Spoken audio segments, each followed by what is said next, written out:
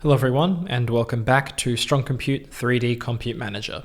The game development part of this project is well underway, and I'm going to give you a bit of a tour of what it will look like to actually play the game when it's done.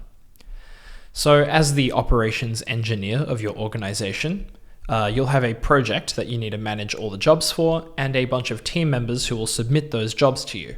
You can see that stuff in this game menu on the top, where you've also got the timescale, which is going to be pretty important for this kind of game. The percentages next to your developers' names are their satisfaction, so you want to keep them as happy as possible by getting the jobs that they submit to you done as quickly as possible and not letting them dawdle for too long. So if we start the time now, we'll see that some jobs are going to start coming in. Here's a job from Panther, and they want a job that needs about 2 TB of VRAM. So we're going to go ahead and get a cluster up that will have enough. Let's say, some H100s. Let's just make one that'll have 32 nodes. That should be enough for now. Perfect. And I'm going to go ahead. They want a cycle job, so we need to make a time cycled space for them. Let's put 16 nodes in this one.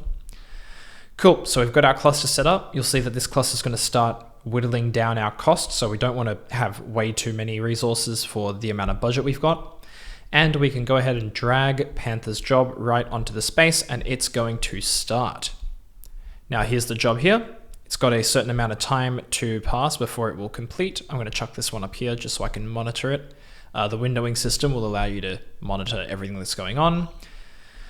Perfect. And we'll see some new jobs are going to come through as well. So now I've got an interruptible job coming up, and I could chuck this in the same space, but that one's going to sit in a queue. So I am actually going to go ahead and create a new space just for this one.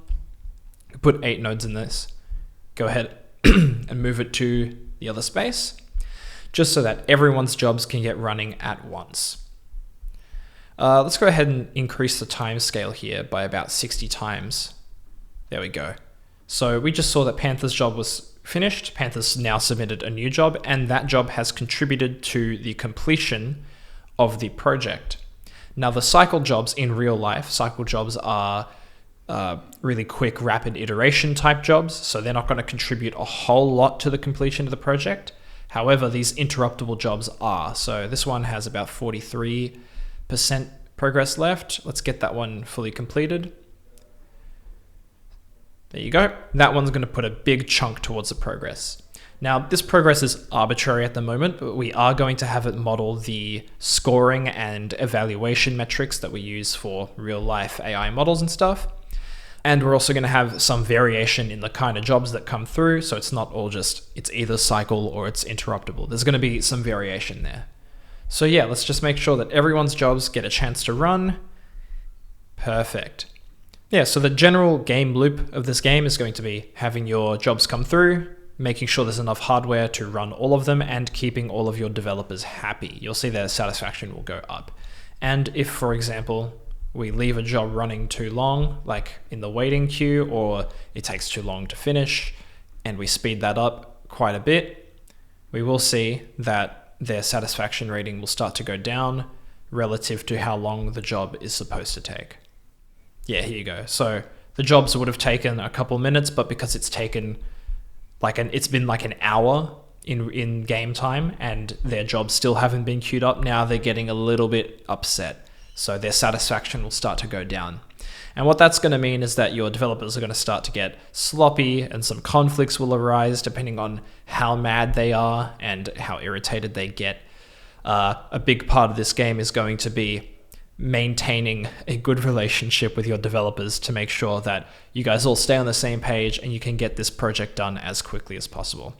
And once these projects complete, which we can get an example of now,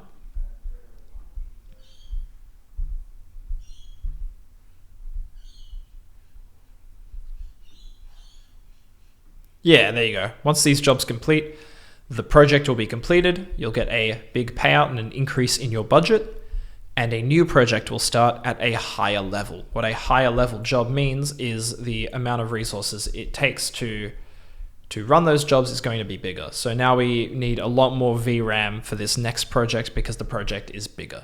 The scaling, of course, subject to change. So that's where we're at so far. Thank you.